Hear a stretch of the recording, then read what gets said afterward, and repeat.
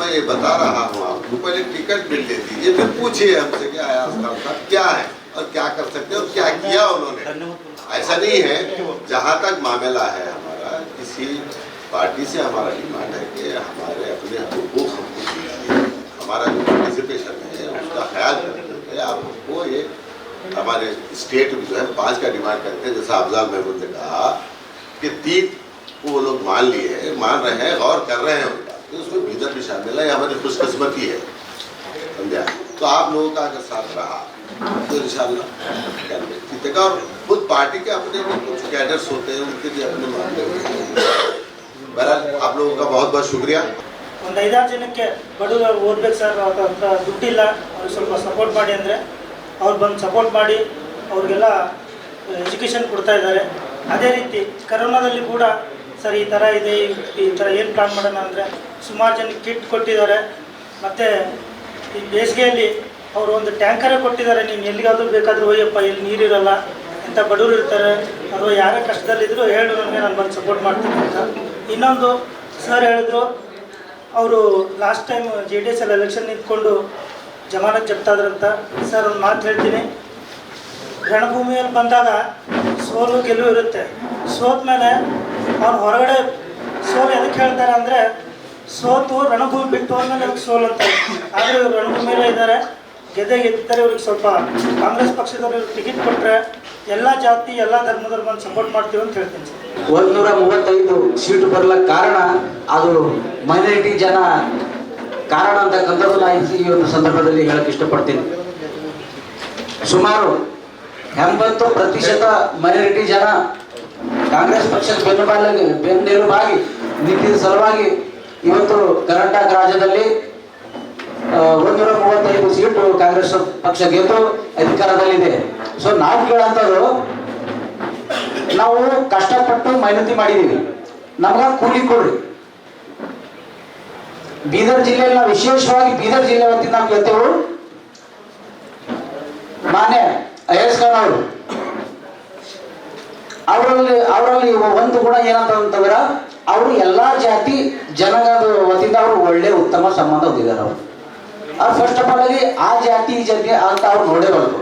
So Ayaz Khan ಅವ್ರ ಕುಟುಂಬದಿಂದ ಅನೇಕ ಸಹಾಯಸ್ತ ಅವರು ಮಾಡ್ಯಾರ. ಇಲ್ಲಿ ತನ ನೀವು ಬೀದರ್ ಸೌತಲ್ಲಿ ಬರ್ರಿ, ಈ ವಿಲೇಜ್ ಅಯಾಜ್ ಖಾನ್ ಅವರು ಈ ವಿಲೇಜ್ ಪಾಪ ಕಷ್ಟದಲ್ಲಿದ್ದವರಿಗೆ ಮತ್ತ ಬಡವರಿಗೆ ಈ ಸಹಾಯ ಮಾಡಿಲ್ಲ ಅಂತ ಯಾವ್ದಾದ್ರು ವಿಲೇಜ್ ಒಂದಾರ ವಿರೋಧರು ಹೇಳಿ, ಅದು ನಾ ಸಾಕ್ಷಿದ್ದೀನಿ. ಕೊರೋನಾದಾಗ ಏನು ಮಾಡಿದ್ರು, ಎಜುಕೇಶನ್ ಶಿಕ್ಷಣ ಕ್ಷೇತ್ರದಲ್ಲಿ ಅವರು ಪಾಪ ಅವರು ಮುಂದಿನ ಹಿಡಿದು ಹಿಂದಿನ ಹಿಡಿದು ಸಹಾಯ ಮಾಡ್ತಾನೆ ಹೊಂಟಿದ್ದಾರೆ. ಮತ್ತು ವಿಶೇಷವಾಗಿ ಅಯಾಜ್ ಖಾನ್ ಅವರು ಒಳ್ಳೆ ಯುವಕರ ಜೊತೆ ಒಳ್ಳೆ ಉತ್ತಮ ಸಂಬಂಧ ಹೊಂದಿದ್ದಾರೆ. ಅವ್ರ ಮಗ ಫಿರೋಜ್ ಖಾನ್ ಅವರಾಗ್ಲಿ, ಅಯಾಜ್ ಖಾನ್ ಅವರಾಗ್ಲಿ, ಇಲ್ಲಿ ಲೋಕಸಭಾ ಟಿಕೆಟ್ ನಾವು ಇಂಡೈರೆಕ್ಟ್ ಹೇಳ್ತೇವೆ, ಮಾನ್ಯ ಅಯಾಜ್ ಖಾನ್ ಸಾಬ್ರಿಗೆ ಕೊಡ್ಬೇಕು. ಯಾಕೆ ಕೊಡ್ಬೇಕು? ಅವ್ರಕ್ಕಿಂತ ಬಲಿಷ್ಠವಾದ ಕ್ಯಾಂಡಿಡೇಟ್ ಬೀದರ್ ಜಿಲ್ಲೆದಾಗ ಮತ್ತೊಬ್ರು ಯಾರು ಇಲ್ಲ.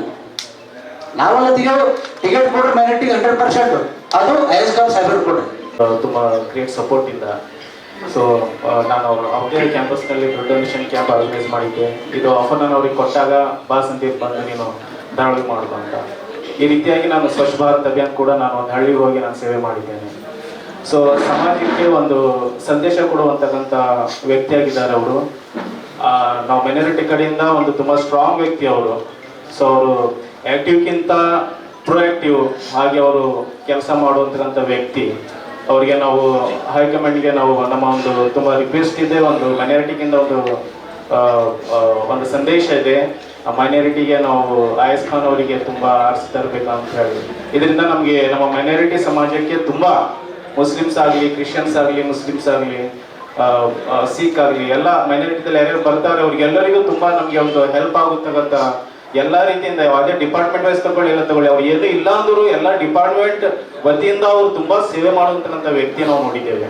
ಯಾವುದೇ ಡಿಪಾರ್ಟ್ಮೆಂಟ್ ಹೋಗ್ಲಿ, ಯಾವುದೇ ಕೆಲಸ ಆಗಲಿ ಅವ್ರ ಹತ್ರ ಹೋಗಿ ಯಾವಾಗಲೂ ಹೋಗಿ ನೀವು. ಸೊ ಅವರು ಇನ್ಕಾರ್ ಮಾಡೋದಿಲ್ಲ, ಬನ್ನಿ ಏನಿದೆ ನಿಮ್ಮ ಕೆಲಸ ಹೇಳಿ ಅಂತ ಹೇಳಿ ತುಂಬಾ ಆಸಕ್ತಿಯಿಂದ ಅವರು ತಮ್ಮ ಮೈಮೇಲೆ ತಗೊಂಡು ಅವರು ಸೇವೆ ಮಾಡುವಂತಕ್ಕಂಥ ವ್ಯಕ್ತಿಯಾಗಿದ್ದಾರೆ.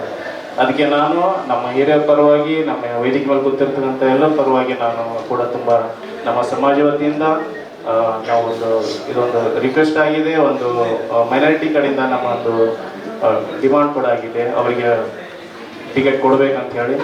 ಸೊ ಅವ್ರಿಗೋಸ್ಕರ ನಾವು ಸೇವೆಗಾಗಿ 24/7 ನಾವು ಇದ್ದಿದ್ದೇವೆ ಸಮಾಜದಲ್ಲಿ. ಅವ್ರಿಗೆ ತರಬೇಕು, ನಾವು ಒಂದು ಭಾಳ ಉತ್ತಮ ವ್ಯಕ್ತಿಯಾಗಿ ಆರಿಸ್ಕೊಂಡು ಅವರ ಒಂದು ಕೆಲಸ ನೋಡಬೇಕಂತ ಹೇಳಿ.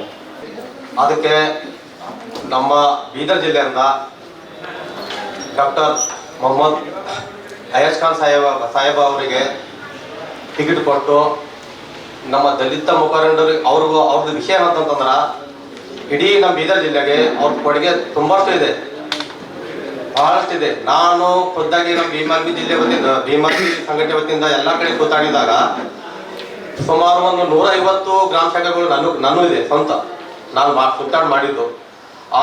ಆಯಾ ಊರದಲ್ಲಿ ಎಷ್ಟೋ ಜನಗಳಿಗೆ ಎಜುಕೇಶನ್ ಕಡೆ ಸಲುವಾಗಿ ನನ್ನ ಕಡು ಜನ ಇದ್ದೀನಪ್ಪ, ನಮ್ಗೆಲ್ಲರೂ ಅಡ್ಮಿಷನ್ ಕಡೆದಾಗ ಏನಾರ ಹೇಳುವ ಸಾಹೇಬ್ರಿಗೆ ಅಂತ ಹೇಳಕ್ ಬಂದ್ಮೇಲೆ 1 ವರ್ಷಕ್ಕೆ ಕನಿಷ್ಠ 10ರಿಂದ 15ವರೆಗೂ ಫ್ರೀ ಅಡ್ಮಿಷನ್ ನಾನು ಖುದ್ದಾಗಿ ಮಾಡಿಸಿದ್ದೀನಿ. ಸಾಹೇಬ್ರ ಜೊತೆ ಮಾತಾಡಿ, ಅಯಾಜ್ ಖಾನ್ ಸಾಹೇಬ್ರ ಜೊತೆ ಮಾತಾಡಿ ಫ್ರೀಯಾಗಿ ಎಜುಕೇಶನ್ ಕೊಟ್ಟಿದ್ದೀನಿ. ಏನು ಇಲ್ಲಲಾರದೆ ಅವರು ಎಜುಕೇಶನ್ ಕೊಡ್ತಾ ಇದ್ದಾರೆ. ಮತ್ತೆ ಏನಾದ್ರು ಕಡು ಜನರಿಗೆ ಮದುವೆಗೆ ಅಂತ ಹೇಳಿ ಬಂದಿದಾಗ ವರ್ಷಕ್ಕೆ ಒಂದು 5-6 ಜನರನ್ನು ಅವರಿಂದ ಹೆಲ್ಪ್ ತಗ್ತಾ ಇದ್ದೀವಿ. ಏನು ಇಲ್ಲಲಾರದೆ ಅವ್ರು ಹೆಲ್ಪ್ ಮಾಡ್ತಿದ್ದಾರೆ ಅಂದ್ರೆ ಈ ಸಾರಿ ಅವ್ರು MP ಎಲೆಕ್ಷನ್ ಆಗಿ ಬಂದಿದ್ರೆ, MP ಆಗಿ ನಮ್ಮ ಬೀದರ್ ಬಂದಿದ್ದಾರೆ, ಇನ್ನೂ ಅನುಕೂಲ ಆಗುತ್ತೆ ಅಂತೇಳಿ ನಮ್ಮ ಈ ಕರ್ನಾಟಕ ಸರ್ಕಾರಕ್ಕೆ ನಮ್ಮ ಕಡೆಯಿಂದ ಒಂದು ವಿನಂತಿ. ಜೈ ಭೀಮ್. ರಾಷ್ಟ್ರೀಯ ಅಧ್ಯಕ್ಷರಿಗೆ ಹಾಗೂ ರಾಜ್ಯಾಧ್ಯಕ್ಷರಿಗೆ ಏನಿವರು ಡಿಮ್ಯಾಂಡ್ ಇದೆ, ಮುಸ್ಲಿಂ ಕಮಿಟಿನಿಂದ ಮೊಹಮ್ಮದ್ ಅಯಾಜ್ ಖಾನ್ ಸಾಹೇಬರಿಗೆ ಏನದ ಟಿಕೆಟ್ ಕೊಡ್ಬೇಕಂತ ಹೇಳಿ ಡಿಮ್ಯಾಂಡ್ ಅದ. ಅದ್ರ ಸಲುವಾಗಿ ನಾವು ಭೀ ಕೂಡ ಅಂಬೇಡ್ಕರ್ ವತಿಯಿಂದ ಏನದ ಅವ್ರಿಗೆ ಮನವಿ ಮಾಡ್ಕೊಳ್ತಾ ಇದ್ದೇವೆ. ಮುಂದಿನ ಸಲ ಏನದ ಇವ್ರಿಗೆ ಒಂದ್ಸಲ ಟಿಕೆಟ್ ಕೊಟ್ರ ಮುಂದೆ ಏನದ ಒಂದು ಒಳ್ಳೆ ಕೆಲಸ ಮಾಡ್ತಾರೆ ಅಂತ ಹೇಳಿ ಈ ಮೂಲಕ ತಮ್ಮಲ್ಲಿ ವಿನಂತಿಸಿಕೊಳ್ಳುತ್ತೇವೆ.